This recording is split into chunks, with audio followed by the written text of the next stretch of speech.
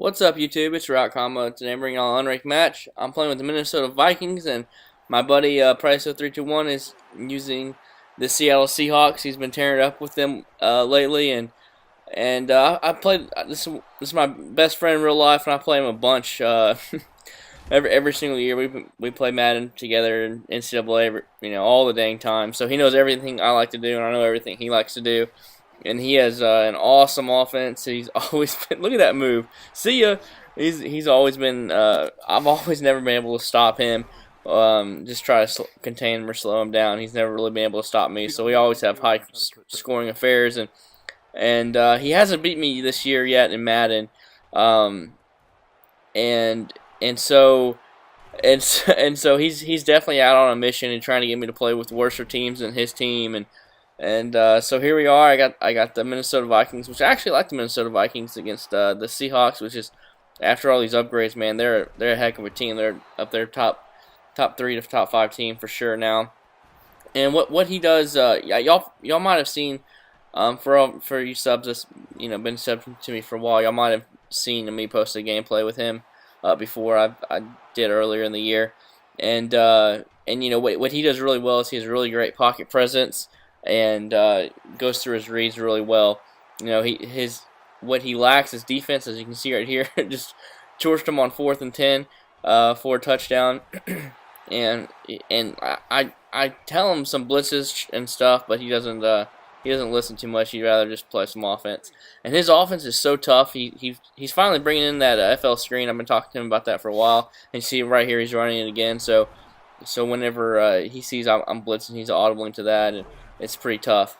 But his main play is this wide receiver cross, or Texans cross. I mean, I'm pretty sure this is what it is. And it was deadly in last year's game. And this year, I don't think it's that good. But he just tortures me the whole game with this play. I cannot stop it. If I blitz heavy, he puts his running back on a wheel route. And this is a nice pick right there by him. Bad turnover on my behalf. But he puts his running back on a wheel route, which, and whenever I do my man blitzes, my 6-man double-edge heat, that's usually open, or he'll like audible to a screen pass real fast, and then finally I went to like a cover. Ooh, look at AP just getting big, man. Look at this. He's taking that to the crib. Oh man, he just got big all day, the bionic man. And and so when I bring that pressure, that the guy on the wheel route you see right there is open, wide open once again. Like, my guy's like just a hair too slow to get there. And then he has these 2 crossing routes, and then a deep crossing route, and then usually a guy going deep. So I was running cover 2. I started running a little bit of cover 2 and trying to take away these little short crossing routes, because it kept abusing those short crossing routes, and then the flat to the for the wheel route. But if I wasn't bringing pressure, if my pressure didn't get there fast enough off the cover 2, because I only have, I think, 1 cover 2 blitz from the cover 2. I don't really run cover 2 that much, and because he only had 1 deep guy really. And so that was a good 4th down conversion pickup right there. He actually did a really good job of covering all my both my reads, and so I was able to playmaker my running back, though, and able to get a big 1st down and move the chains and keep the drive alive and try to even up the score going into halftime.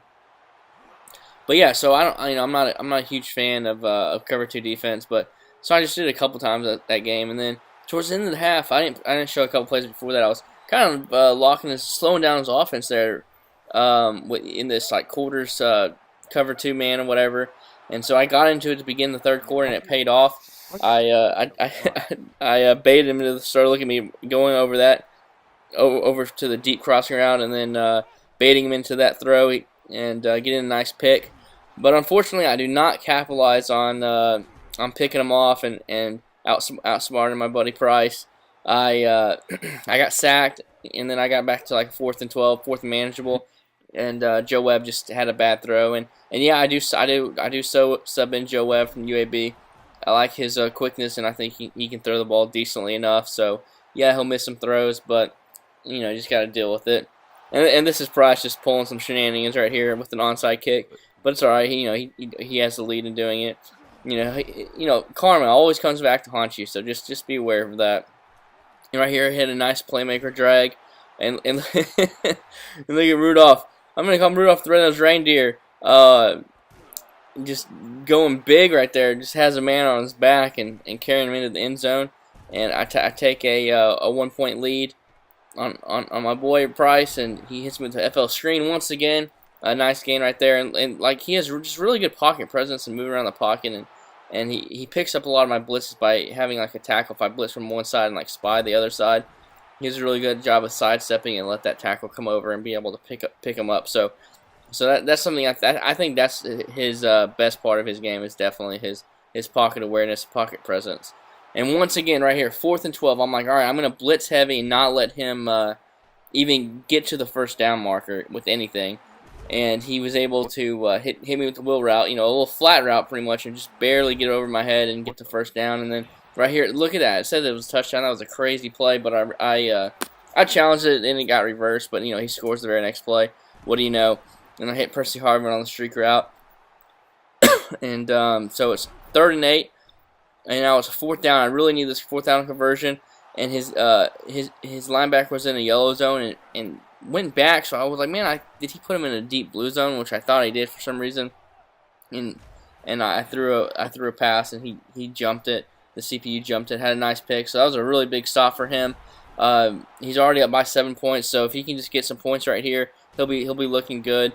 But I was able to stop him now, but he's definitely in field goal range, and it hits the upright, and he misses the field goal. You know, that's why he wasn't any good at Tiger Woods on the putting range, because he can't keep the meter straight. And oh man, he just blew a huge opportunity to take a double-digit lead in the 4th quarter. And then the very next play, I get the ball back. I hit him with the counter for a touchdown, tied up 42-42. And so now, you know, it's his job to drive down the field, get in field goal range, and waste all the time. And this is what I think he's doing right here, because he just slides inbounds. But he's not really wasting the time. You know, there's 2.5 minutes left in the game. And I'm kind of glad he kind of broke the tackle right there, because I wanted some time to score. Even if he would have got tackled, there would have been like 1st and goal, and I had 3 timeouts. So I would have definitely had, you know, 2 minutes left, but just no timeouts. And so down by 7, I'm just going to run the ball. AP's been killing them all day long with this counter. I ran him a couple times. I already get across the 50 in 2 plays. And I'm trying to waste the time a little bit, because I don't want him to have enough time to come back. I'll just send it to overtime. But I scored too early, and I didn't want to just go down at the 2-3 yard line, because I didn't want to not get the touchdown in the red zone, because you know that red zone can be kind of tricky every once in a while. And he had 3 timeouts, so I didn't think it was worth it. I just have to play big and get a stop. These first 2 downs, you know, I played good defense, but he was able to scramble out and run with Russell Wilson. So right here, I send a blitz to the left and get the user pick from, or not the user pick, the pick from my spy right there. He was trying to throw it to the drag, and that was a huge play, huge side. I got the stop I wanted, so now I just need to get a field goal range. And what do you know? I hit him back with the counter, and I could take it to the house, but I'm just gonna dive down and kick the game-winning field goal, and we'll call it a day. And he was getting all pissy because he wanted me to score earlier to give him a chance. He's like, you know, come on now. But I'm not going to do that, buddy. I'm going to play for the win. I don't want you to get your first win like that. But I decided to just score the touchdown and give him 20 seconds, and he couldn't do anything. I ended up picking him off and coming away with the victory. That was a crazy game. Offensive explosion. So if you like offense, you definitely like that game. So make sure you hit the like button. And so yeah, look at all these yards, these plays. You know, it says he has 4 turnovers, but 2 of them were, you know, 2 of them were just Hail Mary, so it's really just 2-2. But this was definitely the play of the game.